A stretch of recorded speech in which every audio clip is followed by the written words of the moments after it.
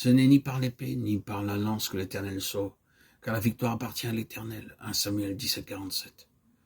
Dieu a sa propre méthode pour nous briser. David témoigna en 1 Samuel 17, 47 et déclara très hardiment qu'il ne s'appuyait pas sur l'épée ou toute autre arme.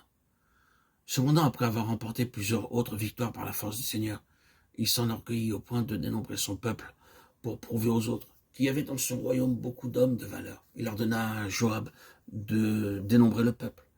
Joab lui rappela qu'il n'avait jamais combattu avec sa propre force, ni avec celle de son armée, mais que c'était le Seigneur qui combattait pour lui. Cependant, la parole du roi prévalut, et Joab dénombra le peuple. La colère de Dieu s'enflamma contre David. Il fut amené sur l'aire de bataille où son orgueil fut brisé. 1 Samuel 24, 15, 16. 2 Samuel 24, 15, 16. Une aire de bataille est le lieu où les hommes séparent le grain de la balle. David était orgueilleux de sa connaissance et de ses plans, mais Dieu lui disait, « David, ce que tu appelles l'intelligence n'est que de la balle. » Il dut être amené sur l'aire de bataille pour être humilié, vidé, pour briser, ôter sa force et sa propre suffisance. Dieu agit de même envers nous afin que nous dépendions de lui complètement. Cette même aire de bataille devint le lieu où Salomon érigea le temple. 2 Chroniques 3, 1. Jésus lui répondit, « Si quelqu'un m'aime, il gardera ma parole. » Jean 14, 23. Beaucoup de gens de même s'enorgueillissent dans l'œuvre de Dieu. Ils ne connaissent pas la parole de Dieu et pensent qu'elle est démodée. Ils s'enorgueillissent de leur diplôme, de leur philosophie. Et pour impressionner les foules, ils utilisent des moyens mondains. Ils ne font pas usage de la parole de Dieu comme ils devraient. En prêchant, ils utilisent des références pour entrecouper ce qu'ils disent. Mais les hommes ne peuvent jamais lutter contre la parole de Dieu. Dieu utilise des méthodes différentes pour briser notre orgueil culturel, national et notre éducation.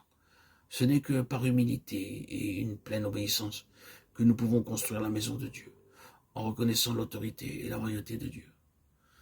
Pour démontrer cela, le Seigneur Jésus-Christ entra dans Jérusalem sur le petit d'une ânesse comme une humble personne, et non pas dans toute sa gloire. Cet anneau marcha sur les vêtements, et il fut honoré. Combien il fut honoré! Cet honneur est également le nôtre lorsque nous portons comme il se doit le nom du Seigneur Jésus. En tant que serviteurs de Dieu, nous n'avons qu'un honneur, mais lorsque nous obéissons pleinement, où que nous allions, il nous est témoigné de l'amour et de la bonté de bien des manières. Si nous ruons à la manière d'un âne ordinaire, nous sommes alors corrigés. Bien que le Seigneur eût pu commander n'importe quel animal, il choisit à dessein le petit d'une ânesse. De tous les animaux, l'ânon est l'un des plus rebelles. L'ânon ne permettra pas à tout le monde de le monter. Ceux qui essaient n'ont pas la tâche facile. Cependant, il choisit un ânon que personne n'avait jamais monté. Lorsqu'ils lui amenèrent l'ânon, il le monta aussitôt et ne rua point en direction de Jérusalem. Il porta le Seigneur Jésus avec une grande joie et en obéissant.